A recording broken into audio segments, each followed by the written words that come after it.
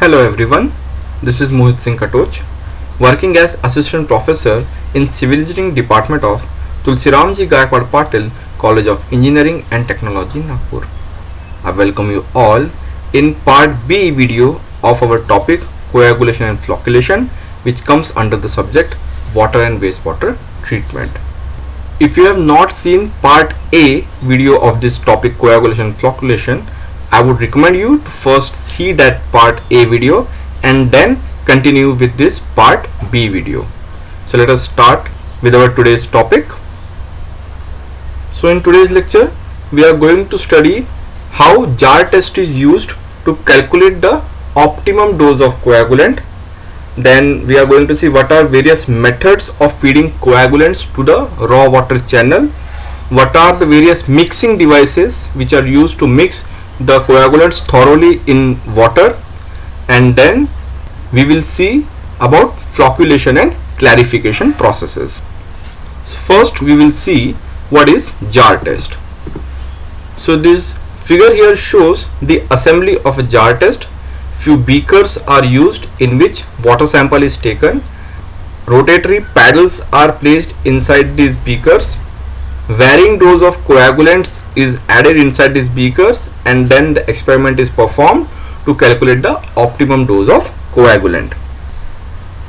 So the coagulants are chosen depending upon the pH of water.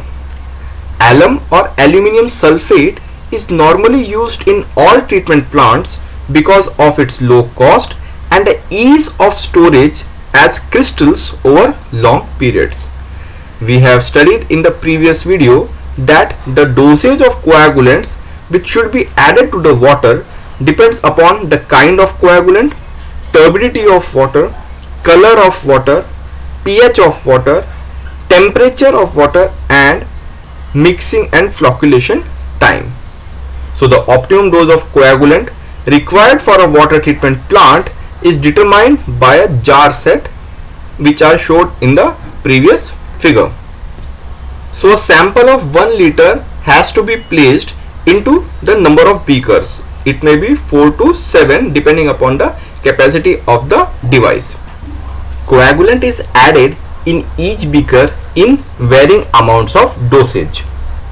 The quantity of coagulant added in each jar is noted down in a observation table. Then with the help of electric motor, all the paddles are rotated for 1 minute at a speed of about 100 rpm and then made it slow for next 10 to 20 minutes with a speed of about 40 rpm. After this, the speed is again reduced and the paddles are rotated for about 20 to 30 minutes. After this time, the rotation of the paddles is stopped and the flock formed in each jar is noted and is allowed to settle down for next 30 minutes. The smallest dose of coagulant which gives the best flock is the optimum dose of coagulant. This jar test method is a trial and error method. Using this, we can calculate the optimum dose of coagulant. Here, one factor, that is the rotation of speed of paddles, is varying, and rest all other parameters and factors are kept constant in each beaker. In this way, we find out the optimum dose of coagulant which has to be fed into the raw water channel. So this figure shows the jar test assembly which is used to calculate the optimum dose of coagulant. Now we are going to see what are the methods of feeding of coagulants. So there are basically two methods of feeding coagulants to water. First one is dry feeding, next one is wet feeding. So dry feeding is simple in operation and requires relatively less space for its working. The feeding machines are also cheaper. However, control of dose is difficult in dry feeding. Dry feeding is an older method of applying coagulants to water. In this method, coagulants are added in water in dry powder form. The following diagram shows two common devices used for dry feeding. In each case, the coagulant in a powder form is kept in the tank with hopper bottom. Here we can see both these tanks are having a hopper bottom. In order to prevent the arching of the chemical, agitating plates are placed inside these tanks. In the first figure A, the feeding is regulated by the speed of the toothed wheel, which is connected to the Venturi device in the raw water pipe. In next figure B, the feeding is regulated by the helical screw device. The drive unit of the helical screw is governed by the Venturi device in the raw water pipe. As the Venturi device moves, it moves the toothed wheel and the helical screw driving unit, and in this way the amount of powder of coagulant is added into the raw water mixing channel. The dosage of coagulants in the wet feeding equipment can be adjusted more readily and can be easily controlled by means of automatic devices. However, the chemicals which are corrosive in nature creates problems in wet feeding. In the case of wet feeding, the solution of the coagulant of the required strength is prepared and stored in a tank, from where it is allowed to fall in the mixing channel. The quantity of the mixture falling in the raw water channel is regulated in proportion to the quantity of flow. The first figure A shows the wet feeding by conical plug and float arrangement. The solution of the coagulant is stored in a constant head feeding tank. The feeding of the coagulant to raw water channel is regulated through the conical plug, which is governed by the movement of the pulley attached to the rod, which in turn is rotated by the rack and pinion arrangement shown on the right side top corner.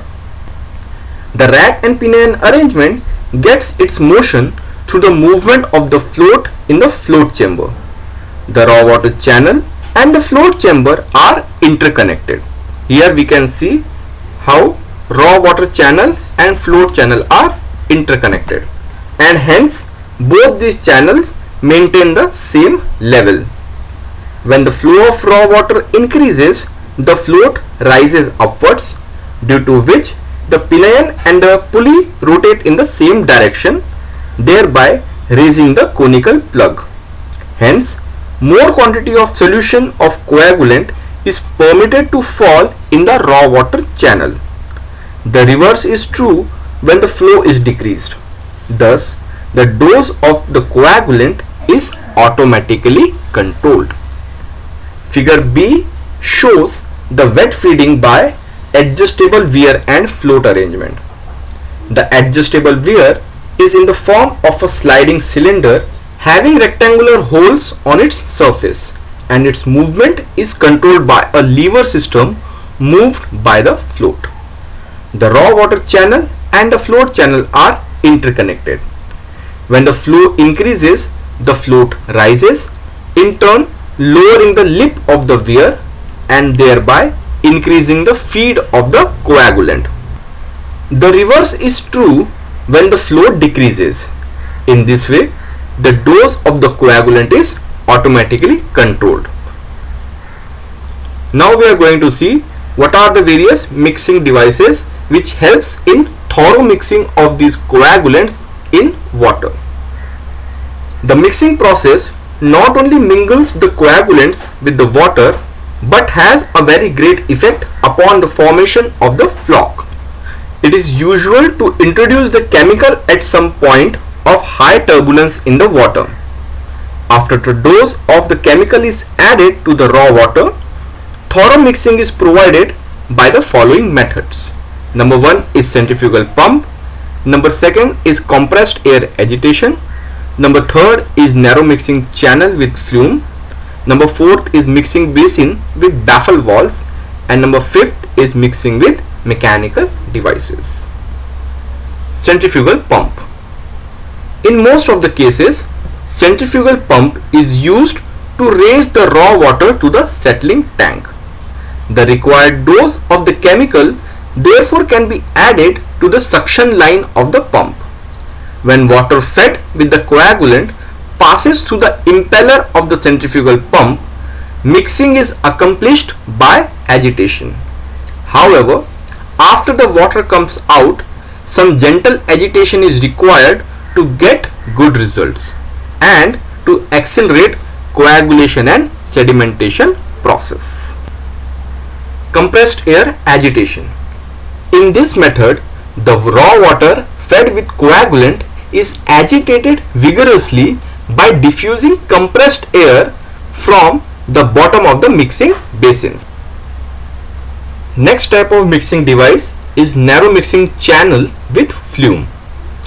The following figure shows a narrow mixing channel with vertical baffles and a flume. The coagulant is fed from the feeding tank. Here it is shown coagulant feeding chamber is there. The coagulant is being fed to the raw water channel from this chamber. The turbulence caused by vertical baffles mixes the chemical thoroughly. A flume is sometimes provided to develop the hydraulic jump for causing turbulence and also to measure the flow of water. In this actual photograph of a flume, we can clearly see how turbulence is being created in water due to hydraulic jump and due to the narrowing of the channel. This turbulence helps in thorough mixing of coagulants in water. Mixing basin with baffle walls. Mixing basins with baffle walls have two types. Number first is round the end type and number second is over and under type. In round the end type or horizontal basin, the water flows horizontally for a short distance, makes a complete turn and continues back and forth around the ends of the baffles. This causes turbulence and hence the mixing. Another type known as vertical or over and under type, which is shown in figure B, is used in smaller plants. It has vertically hanging baffle walls due to which water flows up and down. Mixing basins with baffle walls are not used nowadays because of high head loss and variations in the velocities. In place of this, most of the times we used centrifugal pumps or compressed air. The last type is mixing basins with mechanical devices. Most of the modern water treatment plants nowadays have mixing basins with mechanical devices.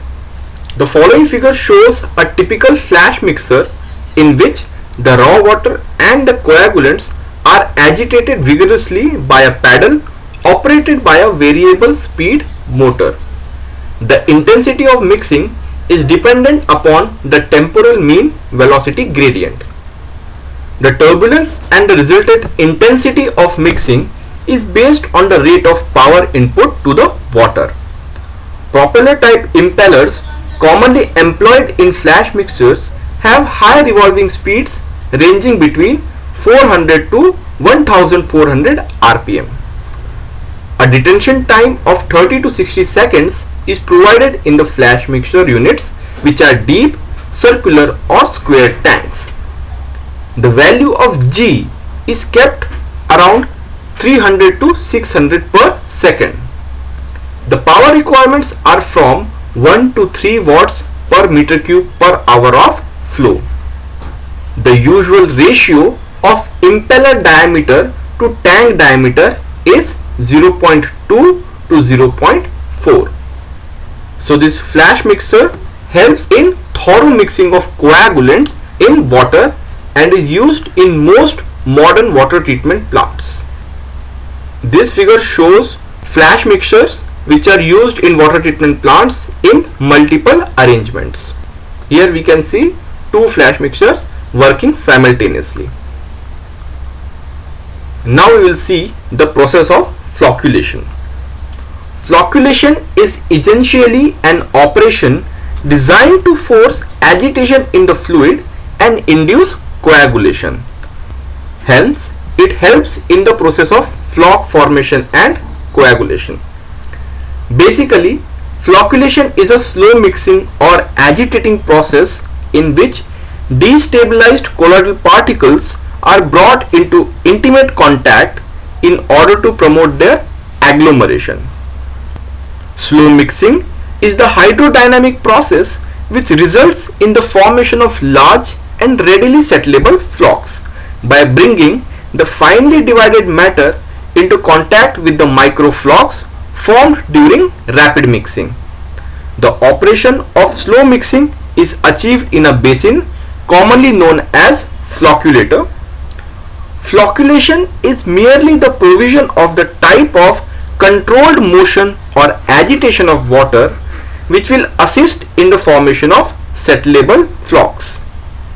The rate of agglomeration or flocculation is dependent upon several factors such as type and concentration of turbidity, type of coagulant and its dose, and the temporal mean velocity gradient G in the basin. The mean velocity gradient is defined as the rate of change of velocity per unit distance normal to a section. So the value of G can be compared in terms of power input by the following expression, where G is equal to under root P divided by mu V, where P is equal to power dissipated in watts, mu is absolute velocity in Newton second per meter square, V is volume to which P is applied in meter cube, and G is the temporal mean velocity gradient. Clariflocculator or clarifiers. Flocculation is normally regarded as a preliminary process to settlement. After flocculation, water enters the settling tank, which is commonly called as a clarifier. Water is retained in the sedimentation basin for a sufficient period to permit the settlement of the flocs to the bottom. The principles of design of clarifier is the same as for plain sedimentation basin, except that the detention time in this case is lower. The detention period commonly adopted is 2.5 to 3 hours with an overflow rate of 1 to 1.2 meters per hour. The following figure shows section of a sedimentation unit consisting of the flash mixer, flocculation basin and the settling basin. Sludge is continuously scraped by the mechanical means in the clarifier. So here water enters from the inlet through chemical feed, coagulant is added, flash mixer helps in thorough mixing of the coagulants with water. Then the water enters this flocculator unit where slow mixing again thoroughly mixes the coagulants in water, and then this water enters the clarifier where flocs settle down at the bottom, sludge is discharged from the bottom and clear water is taken from the top of the clarifier. This figure shows the plan and section of a circular clarifier designed by Walton and Kay. Water, after being mixed thoroughly with the coagulant in the primary conditioner, enters the tank tangentially at the base. The outlet is in the form of a submerged weir extending over 1/3 of the periphery. We can see here for this 1/3 portion of the circle, here the outlet is provided.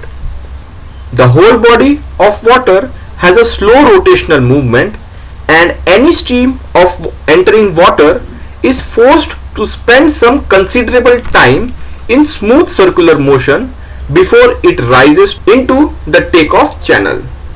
In modern practice, flocculator and clarifier are provided in one single unit called clariflocculator, in which the flocculating chamber is provided in the center and the clarifier compartment is formed by the peripheral space. So this photograph shows a clariflocculator in which the flocculating chamber is provided in the center and the clarifier chamber is provided on the peripheral spaces. This photograph shows the clariflocculator when it is emptied for cleaning. In this way, we have completed the topic coagulation, flocculation and clariflocculators. In the next lecture, we will study about sedimentation process. Till then, have a nice time and study well. Thank you very much.